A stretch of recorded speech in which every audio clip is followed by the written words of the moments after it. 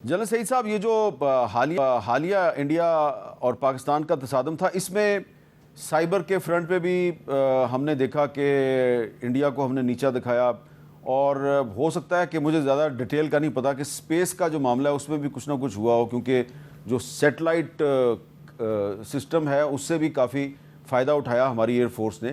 لیکن آپ کو لگتا ہے کہ اگر آئندہ دوبارہ کانفلکٹ ہوتا ہے تو اس میں زیادہ زور سائبر کے اور سپیس کے محاذ پہ ہوگا؟ جی امیر صاحب، یہ جو گفتگو نیوکلیئر پہ چل رہی تھی، بہت اچھا تجزیہ فیکٹس اور فگرز کے ساتھ صدیقی صاحب نے کیا. تو ہمارے سننے والوں کے لیے میں یہ ضرور کہنا چاہوں گا کہ اس کو یک طرفہ نہ کہیں دیکھیں ہم. اگر ادھر ڈسٹرکشن ہوگی تو ڈسٹرکشن ادھر بھی ہو.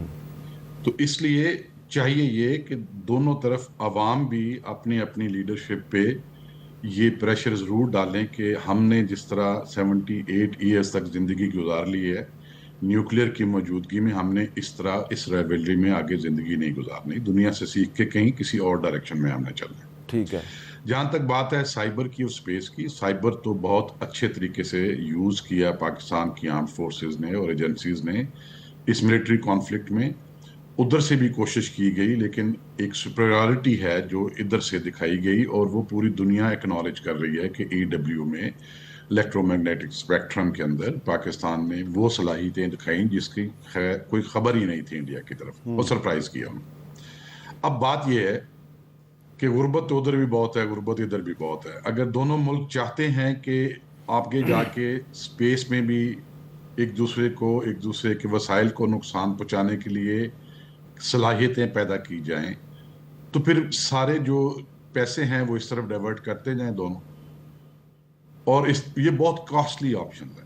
تو اس طرف ڈیفنس میں اور اپنے ذرائع اور اپنی انویسٹمنٹ بڑھاتے جائیں، اور اس کی قیمت کس کو ادا کرنی پڑے گی؟ ان لوگوں کو جو پہلے ہی غربت کی لائن سے نیچے رہ رہے ہیں. ٹھیک ہے. تو میں تو یہ کہوں گا کہ ایسا وقت نہیں آنا چاہیے جس میں نان کانٹیکٹ وارفیئر میں دونوں ملک اتنا انویسٹ کر دیں کہ آج سے 10 سال بعد یا اس سے بھی کچھ سال بعد انڈیا میں اور پاکستان کے لوگ جو آرم فورسز میں ہیں اور جو سیکورٹی اسٹیبلشمنٹ میں ہیں، وہ اپنے اپنے دفتروں میں بیٹھ کے ریموٹ کنٹرول ہاتھ میں پکڑ کے وار گیم جس طرح چلتی ہیں PS5 پہ، اس طرح ایک دوسرے کو آٹونومس ویپن سے ٹارگٹ کر رہے ہوں. At the cost of what? At the cost of welfare of own. ٹھیک ہے. اچھا سر، اس میرا میں خیال ہے ہوش کے ناخن لینا چاہیے، اس طرف نہیں چلنا. بالکل ٹھیک ہے.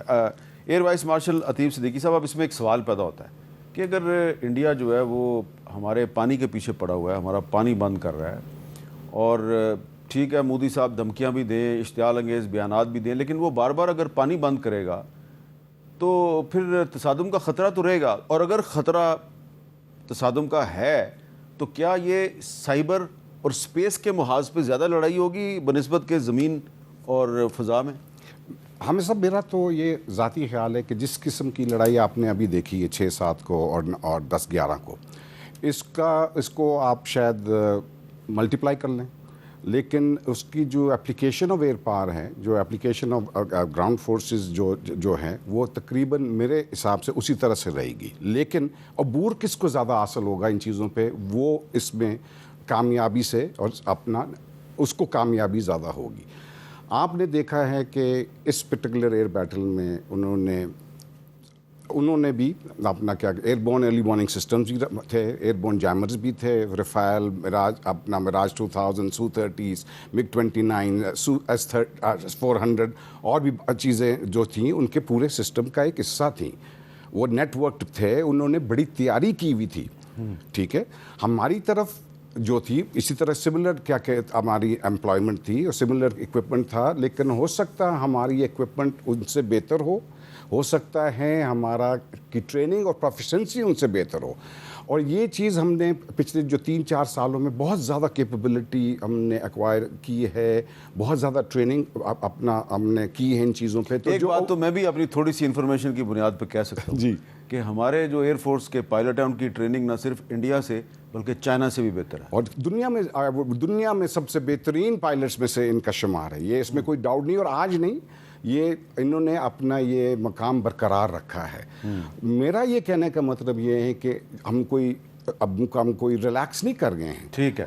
ہماری ملٹری ریلیکس نہیں, ہماری ملٹری فوراً اس موڈ میں چلی گئی ہے کہ جی نیکسٹ راؤنڈ کے لیے تیاری کرنی ہے, اور اس راؤنڈ میں بھی انشاءاللہ ان سے جیسے ابھی پرفارم کیا ان کو آؤٹ پرفارم کریں گے اس راؤنڈ کے اندر بھی. بہت بہت شکریہ ایئر وائس مارشل عتیب صدیقی صاحب, لیفٹیننٹ جنرل ریٹائرڈ محمد سعید صاحب. اور آج یوم تکبیر پر ہم پاکستان سے مودی کو تو کوئی پیغام نہیں دیں گے, لیکن جو انڈیا کی پبلک ہے اور انڈیا کے وہ لوگ جو آج کل وی پی این لگا کے اور جیو ٹی وی کے تمام پروگرام اور ہمارا بلیٹن بڑے شوق سے دیکھتے ہیں, ان کو صرف یہی گزارش کریں گے کہ بھائیو ذرا خیال کرو, یہ جو مودی صاحب بیانات دے رہے ہیں اس سے پاکستان کو تو کوئی اتنا فرق نہیں پڑتا. فرق اگر پڑتا ہے تو آپ کو پڑتا ہے, کیونکہ آپ کا ملک بڑا ہے, آپ کی اکانومی بڑی ہے, آپ کی پاپولیشن زیادہ ہے. تو اگر مودی صاحب نے انڈیا اور پاکستان کو کسی ایٹمی جنگ میں پھنسا دیا تو زیادہ نقصان کس کا ہوگا؟ انڈیا کا.